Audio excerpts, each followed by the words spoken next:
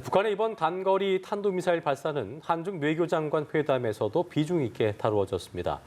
두 장관은 북한의 이런 군사적 조치가 남북 관계에 도움이 되지 않는다는 점에 공감을 했는데요. 네, 중국의 왕이 외교부장은 악순환으로 이어지지 않도록 관련국이 자제해야 한다고도 했습니다. 서혜림 기자입니다. 북한의 탄도미사일 도발이 알려진 시각은 정의용 장관과 왕이 부장의 오찬이 시작되기 직전이었습니다. 상황을 보고받은 정 장관은 왕 부장에게 북한의 발사 사실을 공유했고 양측의 논의는 한반도 문제로 시작됐습니다. 두 장관은 이러한 군사적 조치가 남북 관계와 대화 재개에 도움이 되지 않는다는 인식에 공감대를 형성했습니다.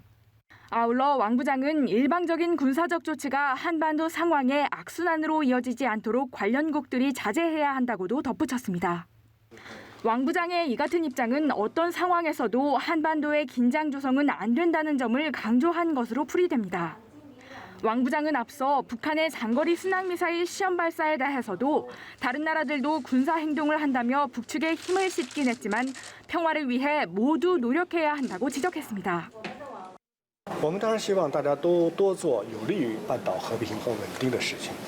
那么比如说各个方面，其实不光朝鲜，其他的一些国家也在举行一些军事方面的行动。那么还是需要大家呢都能够朝着恢复对话的方向，大家共同做出努力。 실제 회담에서도 왕 부장은 한반도의 안정적인 관리가 한중 양국에 공통적으로 중요하다며 인도적 협력을 포함한 대북 관여를 위해 적극 협력하겠다고 했습니다. 다만 북한이 앞으로 도발을 본격화할 경우 중국 측의 입장도 난처해질 수 있다는 분석이 나옵니다.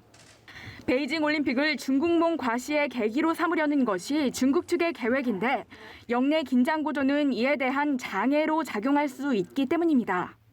나아가 왕 부장은 베이징 올림픽을 남북 대화의 계기로 삼고자 하는 한국 측 구상에 대해 정치적 의지만 있으면 역사를 이룰 수 있다고 호응한 상황이기도 합니다. 따라서 북한의 향후 움직임에 한중 양국 모두 더욱 촉각을 곤두세울 것으로 보입니다. 연합뉴스TV 서혜림입니다.